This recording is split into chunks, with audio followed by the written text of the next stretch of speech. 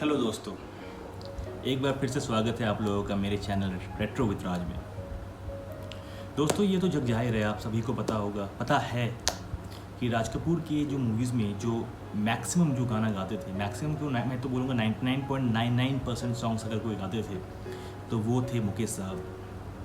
किसी कारणवश अगर मुकेश साहब वो गाना नहीं गा पा रहे हैं तो राज कपूर के सेकंड प्रायोरिटी हुआ करते थे मन्ना डे। राज कपूर साहब का हमेशा एक म्यूज़िकल एक टीम हुआ करता था। अगर मैं टीम का बात करूं तो उनके जो सिंगर्स में जैसे मैंने बताया मुकेश साहब और मन्ना डे थे, उसी प्रकार अगर मैं म्यूज़िक डायरेक्टर की बात करूं तो राज कपूर के मैक्सिमम मूवीज़ में जिसने म्यूज़िक कंपोज की है या म्यूज़िक जिसने दिया है वो है आपके शंकर जयकिशन साहब। और अगर मैं गीतकार का बात करूं जिसने गीत लिखा है तो वो थे हमारे हसरत जयपुरी। तो एक मैं ऐसा किस्सा सुनाने वाला हूँ जैसे कि जिसमें राज कपूर को जो ना चाहते हुए भी और सॉन्ग की जो कॉम्प्लेक्स जो इतनी सॉन्ग थी, कॉम्प्लेक्सिटी के हिसाब से राज कपूर को इस सॉन्ग के लिए रफ़ी साहब के पास जाना पड़ा। और उस समय की ये सॉन्ग इतनी कॉस्टली सॉन्ग थी कि अगर मैं आपको आंकड़े की बात बताऊं तो इस सॉन्ग के लिए रफ़ी साहब ने 20,000 रुपये लिए थे। ये 20,000 रुपये अगर आज भी अगर देखा जाए तो काफ़ी बड़ा लगता है, पर अगर 20,000 उस समय उन्होंने लिया था तो सोचो कि वो अमाउंट कितनी बड़ी होगी। तो चलिए शुरू करते हैं।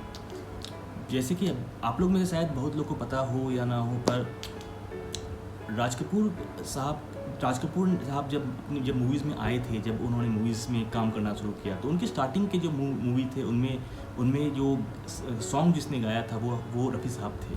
उनकी पहली मूवी जो आग थी उसमें भी रफ़ी साहब ने गाना गाया था। इवन उनके जो स्टार्टिंग की मूवीज़ में बरसात, उसमें भी रफ़ी साहब ने गाया था। Even R K. बैनर्स के तले बने हुए मूवीज़ में एक बहुत पॉपुलर सॉन्ग है, आपने सुना होगा, रमैया बता भैया, वो भी रफ़ी साहब ने गाया था। तो ऐसा नहीं था कि राज कपूर को कोई बैड था रफ़ी साहब से, पर हर एक एक्टर्स का एक फर्स्ट प्रायोरिटी होता है, उनका कोई कहते हैं ना फेवरेट सिंगर हो जाता है। खासकर जब पब्लिक सिंगर और एक्टर का जो जोड़ी को पसंद करते हैं तो एक्टर को भी लगता है कि हमें सिंगर चेंज नहीं करना चाहिए, क्योंकि हम लोग का जो जोड़ी है वो काफ़ी चल रहा है और पब्लिक भी लाइक कर रहे हैं। एग्जाम्पल के तौर में बताना चाहूँगा, जैसे कि किशोर कुमार मैक्सिमम गाना या किशोर कुमार की जोड़ी आपके राजेश खन्ना के साथ काफ़ी अच्छा लगता था। शम्मी कपूर का जो सॉन्ग्स रफ़ी साहब काफ़ी अच्छा लगता था। हालांकि रफ़ी साहब को तो बात ही कुछ और था। रफ़ी साहब किसी भी सिंगर एक्टर के लिए गाना गा ले तो लगता था कि क्या ही बात है, चाहे वो राजेंद्र कुमार के लिए गाना गाए, देवानंद के लिए गाना गाए, तो रफ़ी साहब तो एक अलग जॉनर के सिंगर थे। पर मैं वैसे बता रहा हूँ आपको। तो बात यह है कि 1960s में, जैसे कि आप लोगों को पता है कि राज कपूर को शोमैन ऑफ बॉलीवुड बोला जाता था, जो कि अपने मूवीज़ के लिए अलग अलग सब्जेक्ट पे बनाते थे। उन्हें एक्सपेरिमेंट करना बहुत पसंद होता था। वो हर एक सब्जेक्ट पे अलग अलग सब्जेक्ट पे मूवीज़ बनाते थे, चाहे वो गरीबी की हो, चाहे वो सोशल मैसेज देने के लिए हो। तो हर एक मूवीज़ के लिए वो एक्सपेरिमेंट करते थे और राज कपूर को तभी शोमैन ऑफ बॉलीवुड बोला जाता है। तो 1960 में राज कपूर अपने एक बहुत बड़ी अपने बैनर के थ्रू, आर.के. बैनर के थ्रू एक बहुत बड़ी मूवी बना रहे थे। और उस मूवी में जो मैक्सिमम सॉन्ग थे, मतलब जितने भी सॉन्ग थे, वो सारे सॉन्ग आपके मुकेश ही गा रहे थे। ऑब्वियसली मुकेश ही गाएंगे क्योंकि वो उनकी फर्स्ट प्रायोरिटी थे। और हमेशा की तरह जो राज कपूर के जो मूवीज़ में जो म्यूज़िक देते थे वो आपके शंकर जयकिशन थे, और जो गाना लिखते थे वो भी आपके हसरत जयपुरी थे। जहाँ सब कुछ सेम था, म्यूज़िकल टीम वही था, सब कुछ वही था। पर इस मूवी में जो एक गाना ऐसा कठिन गाना था, इतना डिफ़िकल्ट गाना था, वो इतना हाई पिच सॉन्ग था कि उसे अगर कोई जस्टिस दे सकता था तो वो सिर्फ़ और सिर्फ रफ़ी साहब थे। ये मैं नहीं बोल रहा हूँ, वो उस समय शंकर जयकिशन ने भी बोला, वो खुद मुकेश साहब ने ये बोला। इवन मन्ना डे भी क्लासिकल सिंगर के उस्ताद थे, उनका भी काफ़ी हाई पिच था। पर ये सिर्फ हाई पिच सॉन्ग नहीं था, ये एक रोमांटिक सॉन्ग था। वो ऐसा सॉन्ग था जो कि कन्वे कर पाए किसी को कि हाँ, ये गाना जो है गाया जा रहा है तो ये सिर्फ रफ़ी साहब इस गाना को गा के अपने ऊंचाई तक पहुंचा सकते थे। तो सभी ने समझाया राज कपूर को कि राज कपूर आप ये गाना आप रफ़ी साहब से गवाइए, क्योंकि ये गाना सिर्फ़ और सिर्फ रफ़ी साहब ही गा सकते हैं और वही इस गाना को के साथ जस्टिस कर सकते हैं। अब एक्चुअली राज कपूर का फर्स्ट प्रायोरिटी रफ़ी साहब नहीं थे इस गाना में, लेकिन वो संगीत के इतने बड़े ज्ञानी थे, उनको पता था कि रफ़ी साहब का क्या मतलब कि क्या वो किस तरह कितनी वर्सेटाइल सिंगर है वो। अब वो उनके आवाज़ वो कभी वो डिनाई नहीं किए थे इस बात से कि रफ़ी साहब एक बहुत उम्दा कलाकार हैं, और उन्हें ये भली बात पता भी था कि ये गाना जो है रफ़ी साहब अच्छे से ही गा सकते हैं। तो सबके समझाने के बाद और सोच समझने के बाद राज कपूर गए रफ़ी साहब के बंगले पे, और जब बंगले पे गए तो उस समय रफ़ी साहब नहीं थे।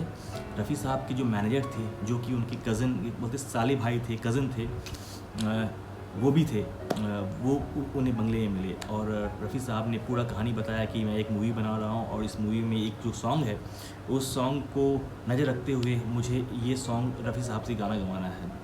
अब रफ़ी साहब के जो साले भाई थे वो भी कंफ्यूज हो गए, क्योंकि उन्हें भी लग रहा था कि स्टार्टिंग में वो और बात है कि रफ़ी साहब ने गाना गाया था, पर एक बार जब राज कपूर चल पड़े अपने पटरी पे तो उनके सारे गाने मुकेश जी गाते थे। तो उन्होंने बोला कि राज साहब ये ऐसा क्या है कि आप रफ़ी साहब से ये गाना गवाना चाहते हैं, क्योंकि जहाँ तक हमें पता है कि आप तो अपने सारे सिंगर्स के सारे सॉन्ग्स के लिए मुकेश जी को प्रायोरिटी में रखते हैं और मुकेश जी के बाद मन्ना डे को रखते हैं। तो जब तो राज कपूर साहब ने सारा कहानी बताया कि ये कहानी है, कहानी में ये पिक्चराइज होना है, ये आप कहानी में ये है, जो भी हो आपका कहानी में जो अच्छे से एक्सप्लेन किया, और इसके बाद बोला कि मैं चाहता हूँ कि ये गाना रफ़ी साहब गाएं। तो सारा बात सुनने के बाद जो रफ़ी साहब के जो साले साहब है, जो मैनेजर थे, उन्होंने बोला ठीक है ये गाना जो है रफ़ी साहब गा देंगे, क्योंकि जनरली होता ये था कि रफ़ी साहब का जो मैक्सिमम जो डिसीजन होता था किसी भी कौन सा गाना गाएंगे नहीं गाएंगे, वो उनके साले साहब ही लेते थे। तो साले साहब ने उनके ये हाँ बोल दिया, हामी दे दी कि अच्छा ठीक है रफ़ी साहब ये गाना गाएंगे, लेकिन रफ़ी साहब इस गाने के लिए 20,000 रुपये लेंगे।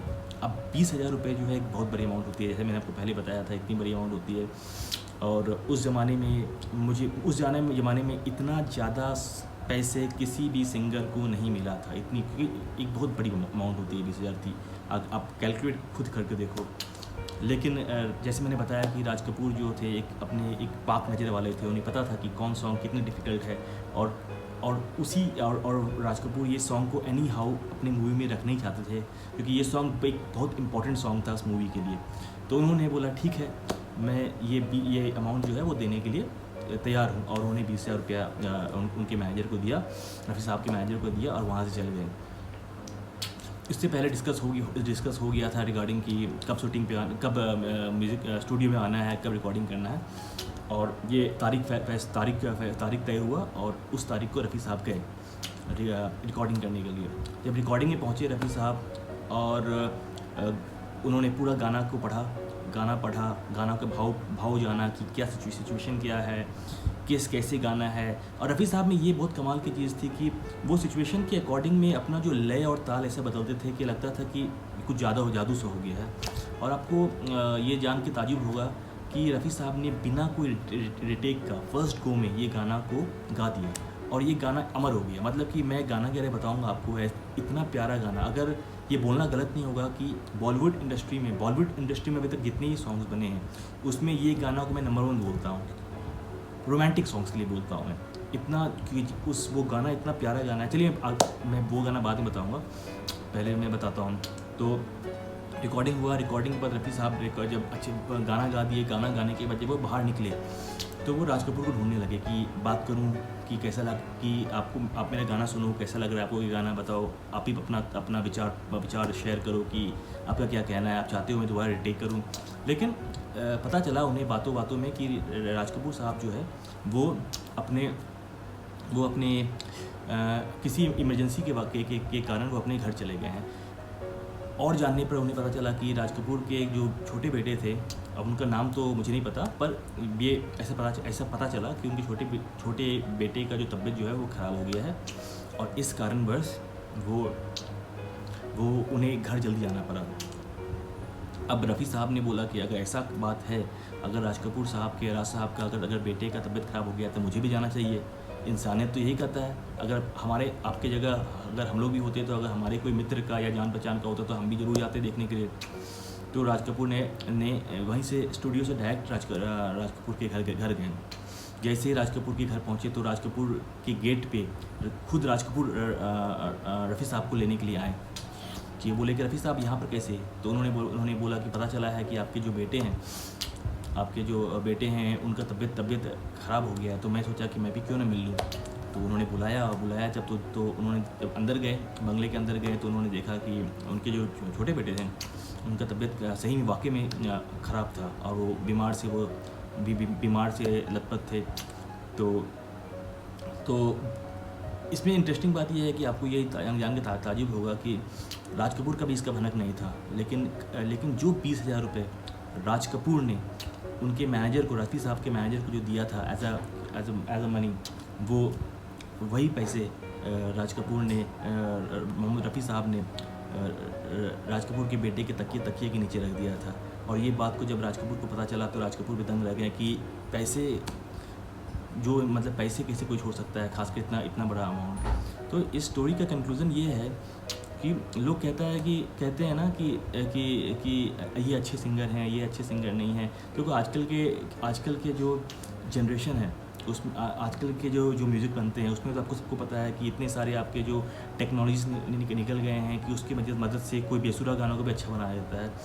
पर लोग बोलते हैं ना, अच्छा कलाकार कौन होता है? जिसके अंदर इमोशन होता है। जो इमोशन जो फील नहीं करेगा उस गाने को, वो क्या गाना गाएगा? एक्टर के लिए इतना ही होता है। एक्टर सीन में एक्टर जो है वो एक्टिंग कर रहा है, पर वो अच्छा एक्टर कब बनता है? यदि वो उसके अंदर इमोशन होता है। अगर वो इमोशन को समझेगा नहीं और फिर वो एक्सप्रेस नहीं करेगा तो फिर वो कैसे एक्टिंग करेगा? वैसे तो खड़ा कर दो, चार पाँच बार रट्टा लगाने बोलो या उसको रिहर्स करने बोलो, कोई भी बोल देगा, पर बिना इमोशन का कुछ होता नहीं है। तो इससे साफ पता चलता है कि रफ़ी साहब जो थे वो कितने उच्च कोटि के सिंगर तो थे ही, पर उससे भी बड़े वो एक इंसान थे। और मुझे तभी लगता है कि रफ़ी साहब ऐसे थे कि चाहे वो किसी भी सिंगर के लिए गाना गाते थे, किसी भी लय में गाना गाते थे, किसी भी मोशन में गाना गाते थे, चाहे वो आपका रोमांटिक गाना हो तो ऐसा लगता था कि इससे अच्छा कोई रोमांटिक गाना गा ही नहीं सकता है। भक्ति का गाना गाते थे तो ऐसा लगता था इससे अच्छा कोई भक्ति का गाना कोई गा ही नहीं सकता है। उदासी तो उदासी के लिए ऐसे ही, क्योंकि वो एक इमोशनल इंसान थे। वो एक समझते थे कि इस इमोशन में कैसे एक्सप्रेस करना है, कैसे व्यक्त करना है, और तभी उनकी सारे गाने दिल को लगते थे। आप एक बात मुझसे एग्री करोगे कि गाना काफ़ी सारे बनते हैं, सुनने में भी अच्छे लगते हैं हमें, पर रफ़ी साहब के गाने जब भी हम सुनते थे तो ऐसा लगता है कि ये गाना जो है हमारे लिए बना है, क्योंकि हम उस गाने से कनेक्ट होते हैं। और ये थी आज की कहानी। तो मुझे लगा आपसे ये कहानी जो है शेयर करना चाहिए। हाँ, अगर मैं लॉग आउट होने से पहले मैं आपको बता दूं, क्योंकि आप लोग काफ़ी देर से वेट कर रहे थे मैं किस गाना के बारे में बात कर रहा था।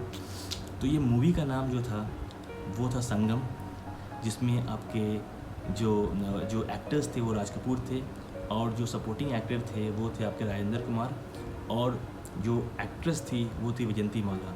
और जिस गाना के बारे में बात बोल रहा हूँ वो आप लोग समझ गए होंगे। उस गाने का नाम था ये मेरा प्रेम पत्र पढ़कर के।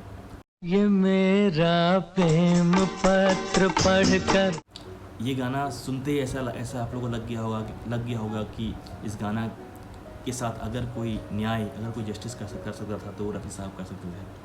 और ये गाना मुझे लगता है कि ऐसा गाना शायद, इतना प्यारा गाना शायद दोबारा मुझे लगता है सुनने को मिलता नहीं है। आप लोग भी शायद मुझसे मानोगे, क्योंकि जो भी ये गाना सुने हैं, और मुझे लगता है अब ये गाना दोबारा सुनो फिर से, तब पता चलेगा कि ये गाना कितना प्यारा गाना था। तो आज के लिए इतना ही, ये थी आज की कहानी। उम्मीद करता हूँ आपको मेरी ये छोटी सी कहानी अच्छी लगी होगी तो मेरे साथ बने रहे, मुझे प्यार दे और मेरे साथ जुड़े रहे। आज के लिए इतना ही, धन्यवाद।